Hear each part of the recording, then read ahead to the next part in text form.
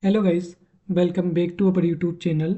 Today is day 9 of our TCS NQT coding series, and if you are preparing for TCS NQT coding, this video is going to be very helpful for you.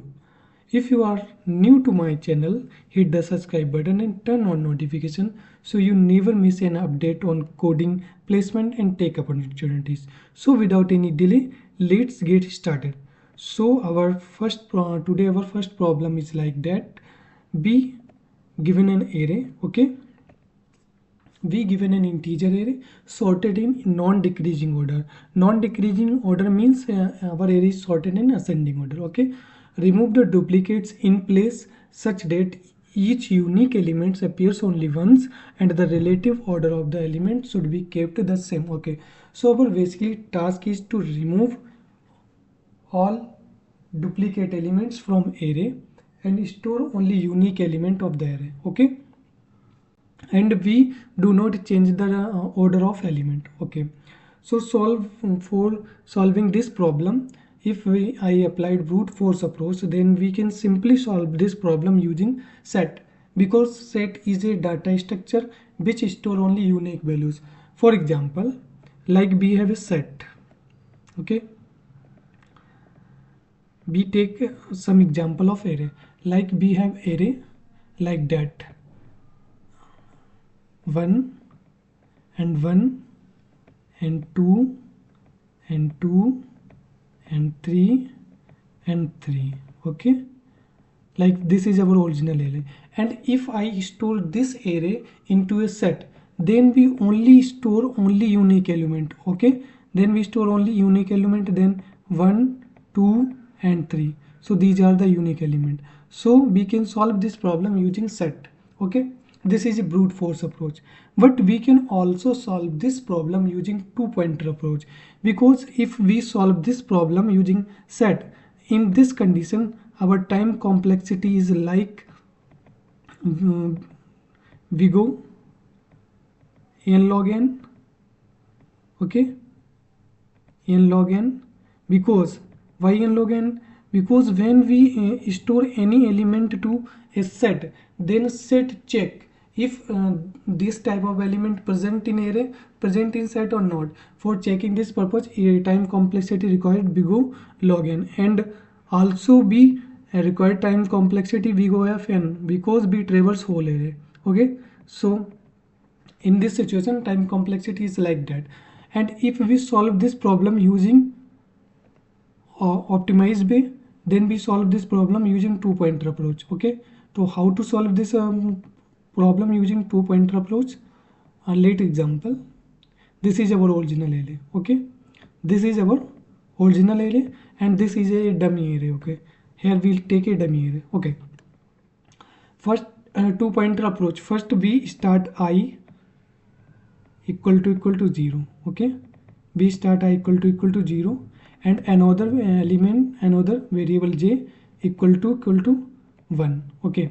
We start I equal to 0 and j equal to 1, okay? And we traverse from j, okay? We traverse from j, and if we found any element which is not equal to like that, if we found element like I1 is stored here, okay? 1 is stored here, and then we check if ARR of I and ARR of j not equal to, then we store element, otherwise we only increase I, increase j, not I, okay? So here present 1 and here is also present, so ARR of I equal to ARR of j. In this condition we do not update I, we only update j, and j will we go here in second iteration. And now we check ARR of I. ARR of I means 1 equal to not equal to ARR of j. ARR of j is 2, okay? So we put ARR of I is not equal to ARR of j. In this condition we increase I, then we increase in I, then the value of I is 1, and also put element here 2, okay? After that we again increase value of j. Now j is here and check I is here ARR of I is what? ARR of I is 2. Now ARR of I is 2 and ARR of j is also 2. So this is not unique element. Then we further increase value of j, not value of I. Okay. Now we reach here. Here we check ARR of I is equal to ARR of j or not equal to. In this condition we found that ARR of I is not equal to ARR of j. So we put 3 into our result array. Okay. Again we increase the value of j and check ARR of I is equal to ARR of j or not. If ARR of I is not equal to ARR of j, then we put element, otherwise no. In this condition ARR of I is equal to ARR of j, so we do not put element. So our resultant array is 1, 2, 3. Okay, this is our also result. And in this condition time complexity is big O of n, because we only traverse only. So in this condition time complexity is big O of n, because we only need to traverse array first time. Okay, now we code this problem so you understand better way. Okay, for coding this problem we go over VS Code. Here we write code in Java. If you are a Python, C++ or JavaScript guy, guys, then you simply drop a comment and I provide code in that language. Okay, so for writing code in Java, first we create class, and class name should be file name. Okay, our file name is 9 because before that I also created 8 videos on TCS NQT coding exam. If you not seen that video, I provide the link of this playlist in the description, so go to the playlist and see all the video related to TCS NQT. Then we write public static void main and string args. Okay, this is the basically syntax of Java. After that we require a scanner class, because scanner class is required for taking input. Then we import a scanner, make a object of a scanner class. Scanner is c equal to new scanner system dot in. Okay, after that we take a simple variable n, which is the size of array, int n equal to sc dot next int. Okay, this is the next int is the function which is required for taking input integer in Java. Okay, after that we simply give a message, enter the size of array. Okay, enter the size of the array. Okay, after that we take here. Okay, after that we declare a array, int arr equal to new int. Okay, size is n. After that we input the value in arr, so we take loop for int I equal to 0, I is less than n and I plus plus, and simply put arr of I equal to sc dot next int. Okay, in this way we input value in array. After that we write function. Okay,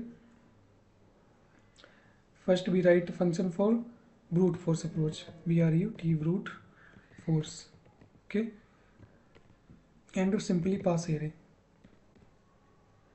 After that we print array, simply pass array. Okay, after we call, first we write a function of brute force approach. So first public static void and brute force. We simply take an array as a parameter, int arr. Okay, after that we simply declare a hedge set. So we write hedge set and store integer value in hedge set, integer. Okay, name of set equal to new hedge set. Okay, then we simply put element into set. So we traverse using loop for int num array, and simply we add set dot add and num. Okay, Okay, after that print set. Okay, in this way we simply do this. Okay, now I write code for optimal approach. For optimal approach, first we run this program. Okay, for compilation of this program we write command javac, then file name .java. After that run java, then file name 9.java. Okay, now we take input using this approach. In this approach we have only 7 element. Okay, we enter 7, then put array element 1 1 2 2 3 3 3, and our output is 1 2 3, which is also our desired output. Okay, now we write code for optimal approach. Okay, so we route optimal function, we also pass array. Okay, now we write code for function for optimal approach, public static void, and after that public static void, and then function name optimal, and take an array parameter int arr. After that we simply declare a variable int I equal to 0. Okay, and then we traverse using a loop for int j equal to 1 and j is less than arr of a length. Okay, and j plus plus. Okay, then we check simply condition if arr of I is not equal to arr of j. Okay, in this condition we simply increase value of I and simply put arr of I equal to arr of j.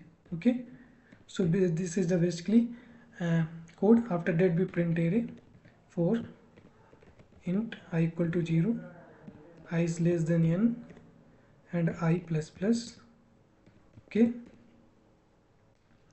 and now we print element if arr of I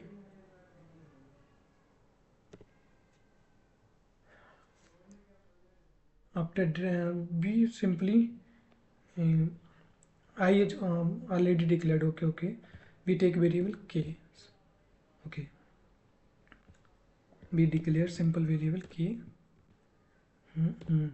Okay, k plus plus. Okay, and simply print ak. Okay, sorry for out arr of k. Okay, so this is the basically approach. Now we run. For this approach we compile our code again, javac, then file name 9.java. after that run our code java, then file name .java. Okay, then now checking for input second. In this condition size of array is 3 3 6 3 9 or 2 11.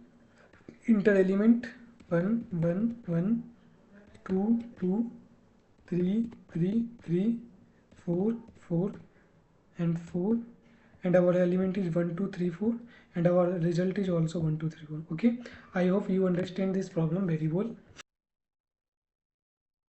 Now we are going to discuss our second problem of today. So in second problem is given that program to find roots of a quadratic equation. Okay, in this program we simply find the root of a quadratic equation. So you should read about quadratic equation in your 9th standard or 10th standard. So this is a easy problem, but it is some difficult to write code for this problem. First we know how to solve in mathematics to find out the roots. Okay, so we take an example in our digital board. Okay, right, we take an example. Okay, we take an example for solving quadratic equation. We first find to discriminant. Okay, so what is approach? First find the discriminant of the equation, and the discriminant is what we all understand. We read formula in 9th or 10th standard. D equal to v square minus 4ac for solving quadratic equation and find the root of equation. Okay, and if discriminant is greater than 0, okay, if discriminant is greater than 0, in this condition roots are real and different. Okay, if the value of d, okay, if the value of d, if the value of d is greater than 0, okay, we have three condition. If the value of d is greater than 0, and second, if the value of d is less than 0, and third, if the value of d is equal to 0. Okay, we have only three conditions. Okay, so if discriminant यानी कि d is it means that d is greater than 0, in this condition roots are real and different. Okay, and we find root using formula minus b plus and square root d upon 2a. Okay, this is the first root, this is first root, and in second root minus b minus root d upon 2a, like that, minus b, then minus, then root d, okay, upon 2a. Okay, if our discriminant is greater than 0. Okay, and second condition, if our discriminant is less than 0. In this condition, if our discriminant is less than 0, the roots are complex and different. In this condition, roots are complex and different, and we find roots using formula minus b upon 2a minus b upon 2a, okay, minus b upon 2a plus I and root d upon 2a. Okay, and for second root we simply change here plus to minus. Okay, in third condition, if our discriminant is equal to 0, in this condition our root are real and same, r1 equal to r2. Okay, both root are same, and the value of root is minus b upon 2a. Okay, I hope you understand this way, and now we write the code and try to explain again. Okay, so we go our VS Code and create a file name class 9, and after that return public static void main, public static void main, simply string args. After that we simply put the value of a, b and c. Okay, we take three variable int. First we create a scanner class, scanner is c equal to new scanner system dot in. Okay, first we take the value of a, int a equal to sc dot next int.